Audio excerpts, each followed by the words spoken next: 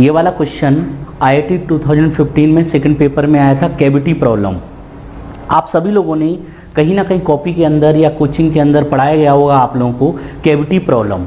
Cavity problem में यदि आपको याद हो, यदि इन दोनों के सेंटर कोइंसाइड नहीं कर रहे, इसका सेंटर अलग है और इसका सेंटर अलग है, तो कैविटी के अंदर इलेक्ट्रिक फील्ड कैसी आती है? यूनिफॉर्म।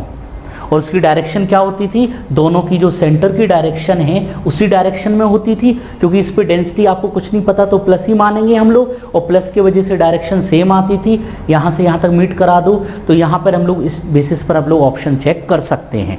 क्वेश्चन बहुत आसान है, आंसर भी आप चारों मैच करवा सकते हो। लेकिन मैं इसको डिटेल में जाऊँ कि इसके अंदर इलेक्ट्रिक फील्ड आती कैसे है, तो इसके लिए यूज करूँगा मैं प्रिंसिपल ऑफ सुपरपोजिशन। इसके पहले आप लोगों ने electric field due to uniformly charged sphere, इसके आपने दो टाइप से फॉर्मूले देखे थे inside the sphere, K Q by R cube small R, और दूसरा फॉर्मूला इसी को और कैसे लिख सकते थे? Rho upon 3 epsilon not R. याद आ रहा है कुछ? तो मुझे बताओ इसको हम लोग कैसे लिख सकते? ये स्फेरिकल कोई भी नॉन कंडक्टिंग बॉडी है, इसके अंदर ये कैविटी है। यदि मैं इसमें से ये हटा दूं तो दिस, इसको वापस रख दूं इस छोटे से स्फीयर को, तो this plus this equal to this होगा। इसमें ये सेंटर है O, इसमें भी सेंटर O होगा, इसमें कहीं बाहर होगा। यहाँ पर ये P पॉइंट था और यहाँ पर इलेक्ट्रिक फील्ड A देखते किसी भी पॉइंट पर A, तो ये वाली डिस्टेंस क्या दी थी? A। इसमें यहाँ से यहाँ तक P से A तक का हम लोग क्या मान सकते हैं? R1। और इसमें ये वाली डिस्टेंस क्या दी थी? जल्दी बताओ। A। और ये वाली क्या मान सकते हैं हम लोग यहाँ पे A पॉइंट के लिए? R2। यदि मैं इसकी इलेक्ट्रिक फील्ड A पे निकालूं, इसकी इलेक्ट्रिक फील्ड A पे निकालूं, इसकी इलेक्ट्रिक फील्ड में से इसकी माइनस कर दूं तो इसकी निकल आएगी। तो मुझे बताओ इसमें A पॉइंट पर ये डिस्टेंस हम लोगों ने कितनी मानी है? R2। तो मुझे बताओ इस वाले पे इलेक्ट्रिक फील्ड कितनी आएगी? E1 मान लें तो रो बाई 3 एप्सिलॉन नॉट R2। ये मत कंफ्यूज होना है, R1 मानना चाहिए था, जो मान लिया तो मान लिया।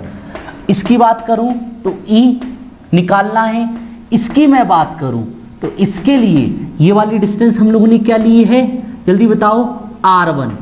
तो ये इसके लिए कितना होगा? रो upon 3 epsilon not R1। Principle of superposition पढ़ा है आप लोगों ने। तो इसकी electric field this plus this, क्योंकि तीनों के लिए कॉमन पॉइंट है, तो हम लोग E कैसे निकालेंगे? E1 minus E2।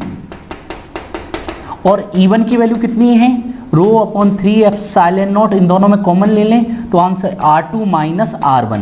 यदि मुझे इसकी वैल्यू पता चल जाए तो काम बन जाएगा। तो हम लोग कैसे देखेंगे? जल्दी से देखो, A है ऐसे में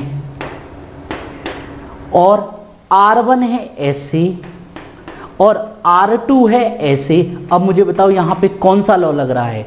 Baahubali law, law of parallelogram की law of triangle. Law of triangle कैसे?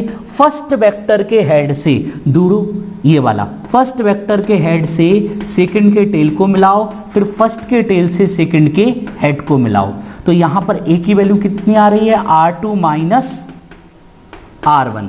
तो यहाँ पर इलेक्ट्रिक फील्ड की वैल्यू हो जाएगी रो upon 3 epsilon not vector A। तो आप लोगों ने क्या ऑब्जर्व किया? कैविटी के अंदर कोई भी कैविटी है, ये O है, ये O डैश या P पॉइंट मान लो, इसके अंदर इलेक्ट्रिक फील्ड कैसी आएगी? यूनिफॉर्म। जो एक ही डायरेक्शन होगी वही डायरेक्शन होगी इलेक्ट्रिक फील्ड की। तो मैंने आपको ये रिवीजन पॉइंट ऑफ व्यू से बताया है, तो इसके ऑप्शन मैच करवाते हैं। सबसे पहला ऑप्शन था इज यूनिफॉर्म। देखो आधा सेंटेंस पढ़ के तो मैं राइट लग रहा है, आगे पढ़ो। Its magnitude of independent of R2 but it's direction depends on R। बेटा कहाँ कर रहा है? ये तो डायरेक्शन तो इंडिपेंडेंट है, वही इस पे डिपेंड कर रही है और किसी पे तो डिपेंड कर नहीं रही है, इसलिए ये वाला ऑप्शन क्या हो गया? रॉन्ग।